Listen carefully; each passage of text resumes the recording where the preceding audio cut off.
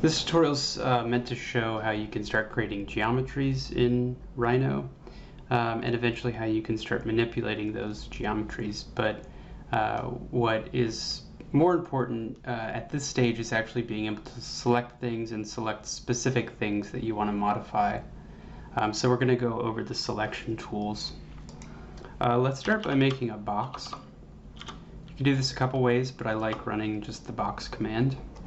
And whenever you run a command, you always have to pay attention again to what is happening on the command prompt. Whether you run the command as off of a menu or you type the command itself, it's always going to prompt you for what action needs to be taken. So it's asking me for the first corner of the base. And then up here again, it's asking me for the other corner of the base. I can actually type a value in as well because it's asking me, or the length. So if I want this to be, let's say 10 feet, I can type 10 feet without hitting enter. If I hit enter, it will run to the next portion of the command. It's going to ask me for the width.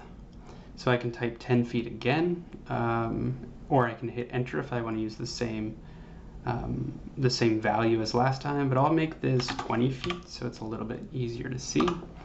And then the last option is it's asking me for the width. Sorry, for the height. And it's prompting me I can use the width as well, and I'm going to do that. I'm going to hit enter, and it's going to make a 10 by 20 by 20 box. So let's create this box another way. We know we want a 10 foot by 20 foot by 20 foot box, but I'm going to start it from the basis, the smallest, the lowest level of geometry, which is a point. I'm going to put this anywhere, it doesn't really matter here. And then I'm going to use a series of commands to eventually make this a more complex geometry. So for instance, I can copy this. And again, it's asking me for the point where I want to copy from. And I'm going to keep my ortho snaps on here so I know I want it to be in the X direction, and I'm going to type 10 feet. And now it's going to restrict my copy to 10 feet. I'm going to hit OK. And then it's going to ask me to copy it again, but I don't want to. So I'm going to hit enter or right click to exit the command. Now I have 2 points, and I'm going to select these 2 points. And this is a good time to bring up the selection methods. So you can click something with your left mouse button and you will select the geometry, just generally. But if you want to select maybe more than one geometry, you can click somewhere outside of the geometry, which doesn't select anything, and right drag over it. So it can be up or down, but it has to be going from left to right. And it will select everything inclusive to that geometry. You can also what's called, that's exclusive.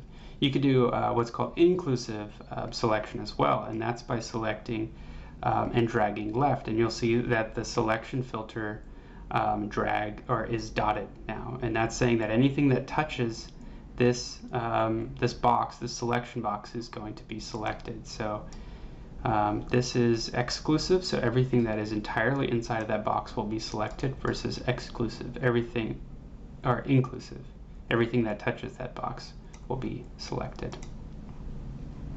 Now I'm going to take these 2 points and I'm going to create a line. There's multiple ways I can create a line with a line command or a polyline command, or I can select these 2 points and I can run a LineThroughPt command. Now if I select this third object, it's telling me I have an open curve. I still have those original points. And I have all 3 items as well. So whenever you select something, either exclusively, inclusively, as a group, you can look up to the command prompt and it will tell you what you're selecting.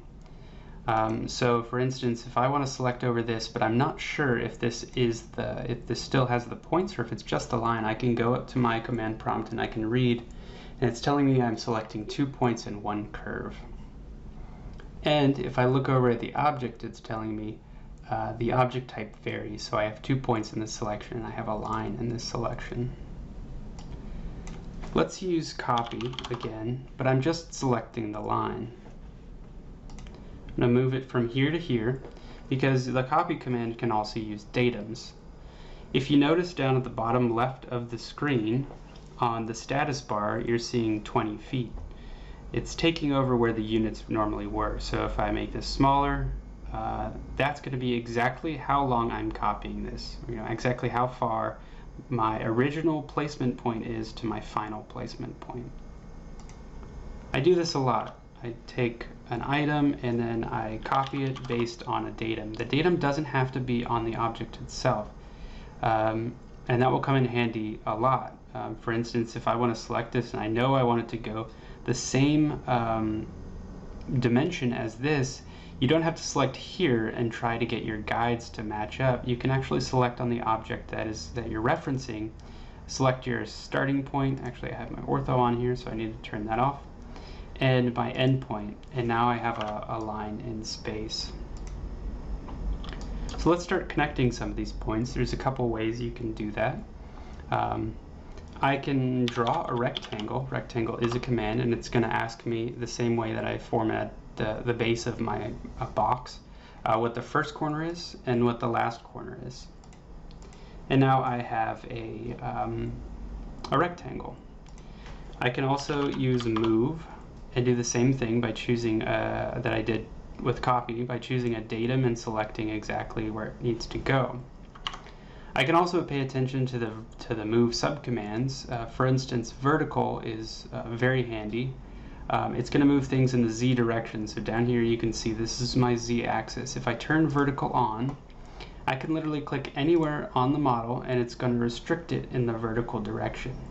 Now I can type a value in, and it will either move it down or up 20 degrees based on, 20 feet, whether you make that a negative or a positive value. So I'm going to hit OK.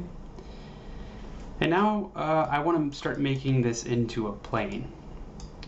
So this is the basic sequence of geometries, right? Adding one layer of vector variability. We started with literally no geometry at all with a point. It just has a coordinate. And then we made a line from that which has 2 coordinates, and it connects them with a vector and a length. And then we made a rectangle, which we started with a coordinate, and then we ended with another coordinate and connects that with a line. But I want to make this a plane, which is the next level of geometry. And there's a couple ways I can do that, and I'm going to use the top and the bottom to show you the different ways. I can select this item, and I can select the other line by holding shift down. So whenever you select an item, if you don't hold shift, it's just going to forget your selection, but if you hold shift, it's going to add that to your total selection. Now if I didn't want to do that, let's say I selected all of these items. It's telling me I have 2 points and 1 curve, and I'm going to select the line. So it added 1 curve to the added to selection, you can see there. And I hold Control and I drag over. It actually says 1 point is removed from the selection, and then another point. I can do that the same way. So now I know I have 2 open curves, and now it's telling me it doesn't vary. I have 2 objects of the same type, or actually the same object, just with different coordinates. And I'm going to use a command called Loft. So Loft, it basically takes 2 lines, 2 curves, and it lofts between them. It literally tries to drag one curve to the other. So I'm going to type that command. It's going to prompt me for a few things. Whenever you get a prompt like this, I would always sort of investigate what happens when you select a sub option. The only thing with Loft that I tend to change most frequently is align curves, and when we get into more complex geometries next semester, that will be more important, but for right now you can probably keep it at do not simplify if you're following along. So now if I select this item, I have a surface. But I still have these other items. So I have 2 points, 1 curve, and I have a curve and a surface. So notice there, if I try to select an item, I know that there's a curve there, and if I try to select that, it's saying that there are 2 things in almost that exact same position. This is called the selection menu, and when you have 15, 20 objects in the same location, it becomes really important to to follow along with or understand how this menu works. You can also hit none if you want to retry your selection. But I'm going to go ahead and hit curve here. You can actually, if it's the first item, you can hit enter or you can right click and it will go directly to that item as well. Now I'm going to delete this item and I'm going to do the same thing over here.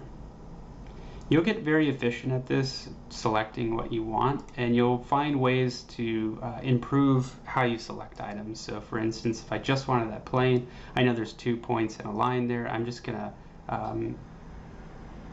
exclusively select that and then delete it. So now here, there's only one surface when I select. So I'm going to show you another command here, and this is called Planar Surface. So what Planar Surface does, if I have a collection of curves and they're closed, it's important that it's closed, and I use the Planar Surface command, it's going to make a plane, a surface, and these are actually the same. So now we only have a couple steps left in making our box, but there are various ways to do that. I can take a line and I can do what's called an extrude on that line to form all of the sides. So for instance, I had that rectangular curve. I can use a command called ExtrudeCrv, and I have to pay attention to more subcommands here, but I'm going to turn solid no off. And now you can see it looks like I have a box, right? But actually I don't. If I select this object, I have a closed extrusion. What I have here is a poly surface, or a collection of surfaces, and a top and a bottom which aren't joined yet. So in this approach, I would have to select this by left clicking while holding shift on all of those items and using a command called join. And what that will do is it turns this into a closed solid poly surface. And if I just turn my ISO curves off there, I actually have essentially the same object. So let's move that, and let's just go back to this. If I take this original curve and I use that ExtrudeCrv command, what happens if I turn the solid on? Well, it is automatically going to go vertical. It sort of guesses a direction for you. You can change that direction to go sideways too, or actually at an angle to get some cool results.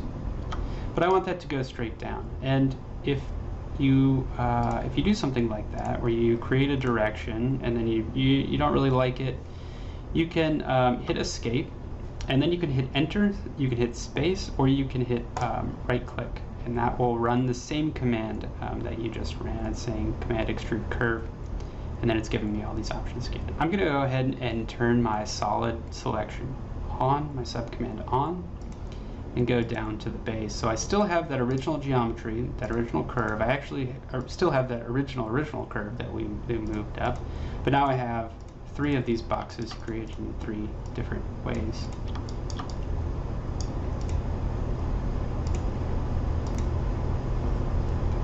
So a fourth way to make this is, let's say I start with a plane. So I'm selecting this selection of closed curves. And now I have a surface. I can run a command like ExtrudeCrv, but it's called Extrude Surface, ExtrudeSrf. I'm going to hit OK, and we have a similar dialog box asking, do we want to make this a solid? Do we want to go both sides? Can we change the direction, etc.? And now I'm going to go to the base. And here I have a closed solid poly surface, and I still have that original surface. It didn't take it away, it just added this element as an extrusion.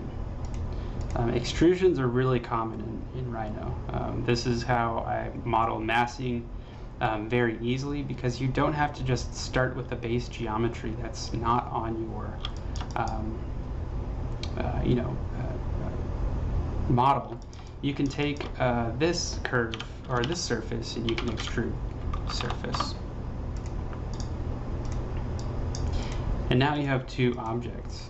We can try to join them, but join doesn't work for closed solid poly surfaces, so we have to do something called Boolean Union. So now I'm going to use a command called Boolean Union, And what it's asking me for is it's selecting surfaces or polysurfaces to union. So I'm going to select this one, and it just keeps asking the same thing. How many do I want to merge? So now if I select this object, I have a closed solid polysurface, but this is all one item.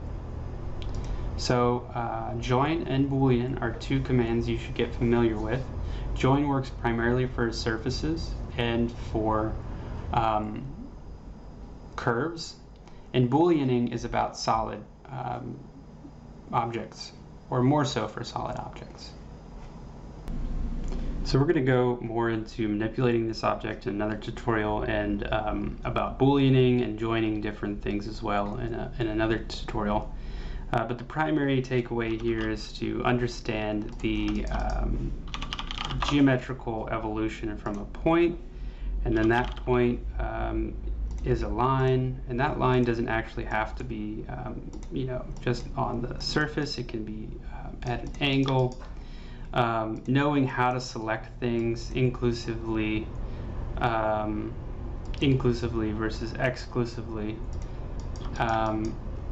extruding these curves and changing their direction,